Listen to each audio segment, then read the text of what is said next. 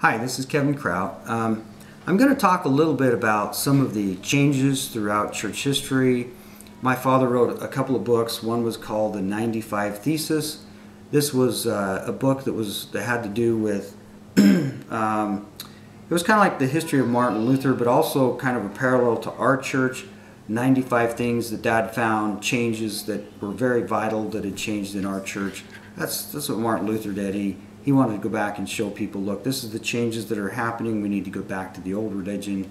That's kind of what Dad did. Actually, it was probably related to them. They were all from East Germany, and that's where my father was from as well, Huss and all those.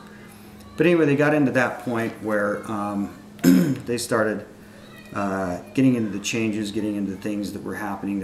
And that's what his book, The 95 Thesis, is about. We'll introduce that another day. But the church and the gospel also does that. You know, the gospel is one way. It never changes, never done this. The church can change. It can vote in Mickey Mouse. It can vote in whoever they want. It's a liberating thing. We can vote in whatever we want to do. It may not be what the Lord wants, but, you know, they have that right.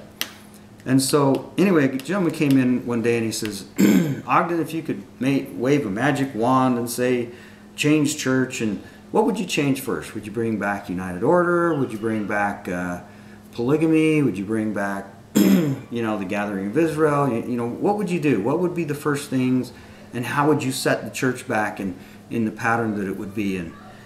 And Dad sat there for a long time and he goes, you know,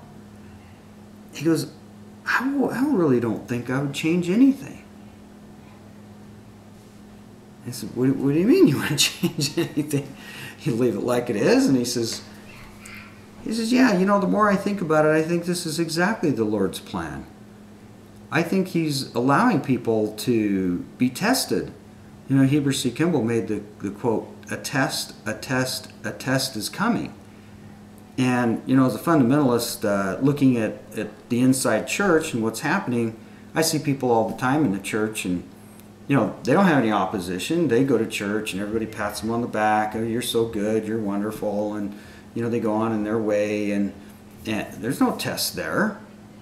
What's so testy about that? I don't know. And then, you know, you try and be a fundamentalist or you stick up for any of these beliefs and, you know, you're going to get, it's going to come down hard on you, you know. I mean, your neighbors don't like you, people around you don't like you.